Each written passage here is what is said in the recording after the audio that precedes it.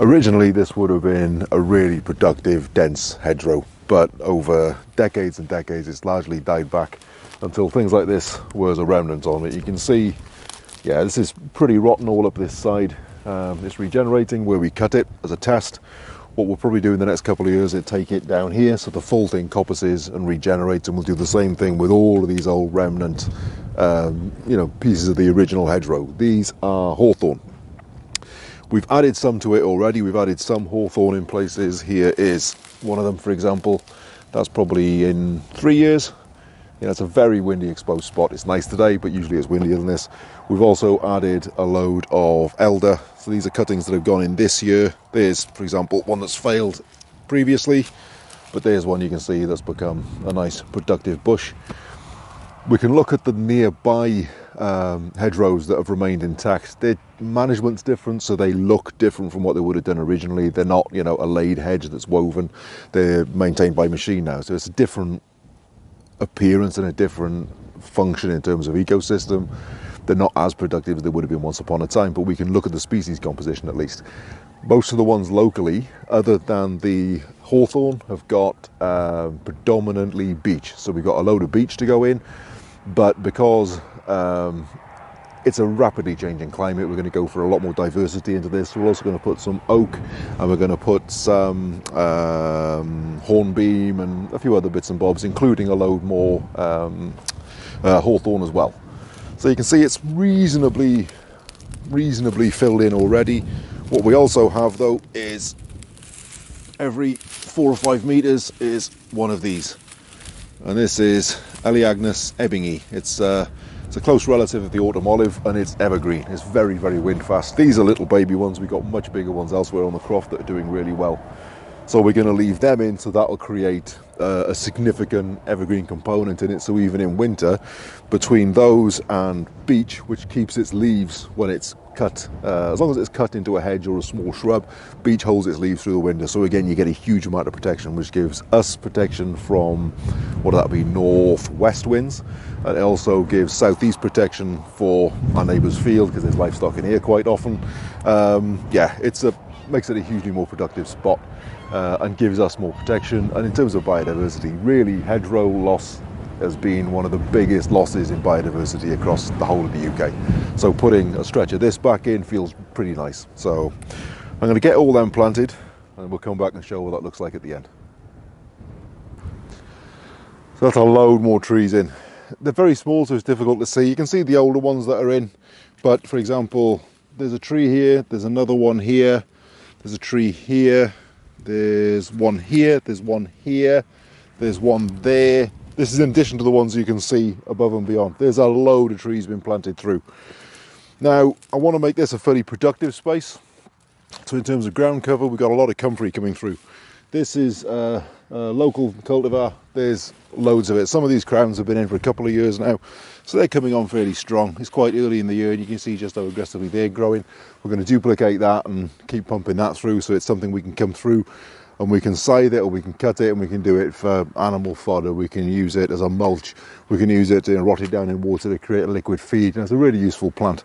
On top of that, we've got the elder, which is of course a fruit-bearing variety. We've got hawthorn, which isn't the most useful fruit in and of itself. You get some hawthorns are really good, apparently. This is just, the native local variant. It's not particularly good to eat. It's very good for wildlife, but you can cut a hawthorn and you can graft certain types of pear to it. So that's a possibility. It's further down the line.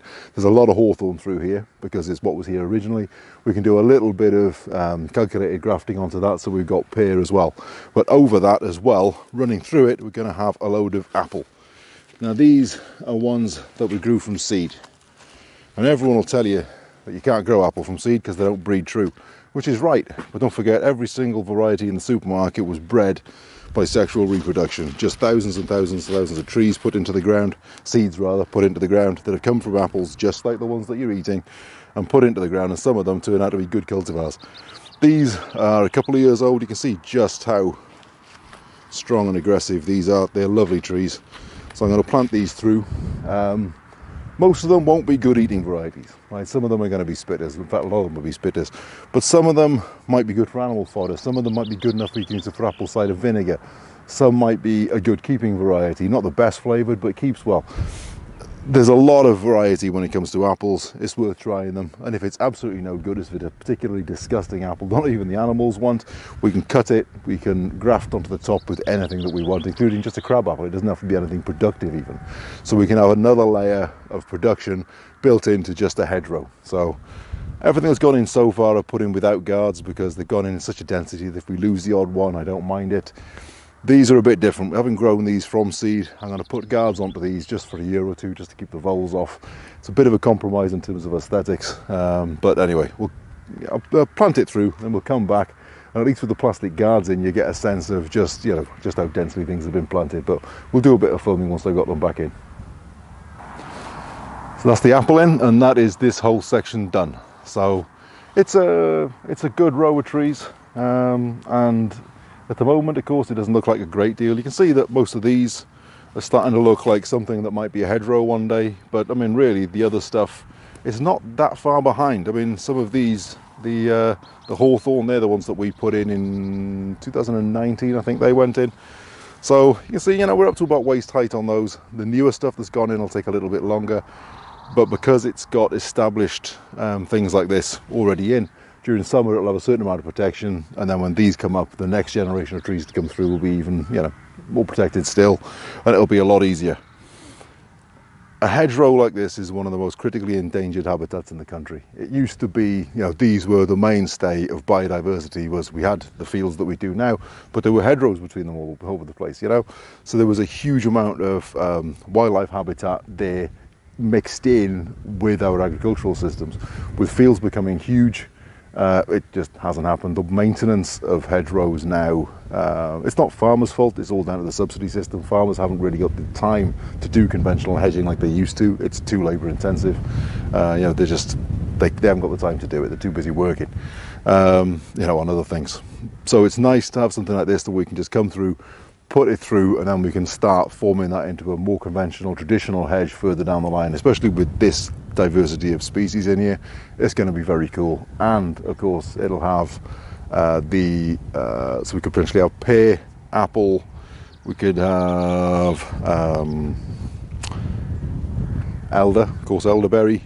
There'll be other things as well that I'm forgetting, I'm sure. Oh, the Aleagnus ebbingi is also a fruit-bearing variety. So yeah, there's a lot of production in here, as well as the ground cover stuff. We've got nettles we can use, we've got the comfrey we can use. It's a very, very useful space, considering it's effectively just a hedgerow, but there's like 3 levels of production within it, as well as having a huge amount of, habitat benefit generally across the croft. So, yep, pleased with that. Now I just need to wait a few years for it to come in.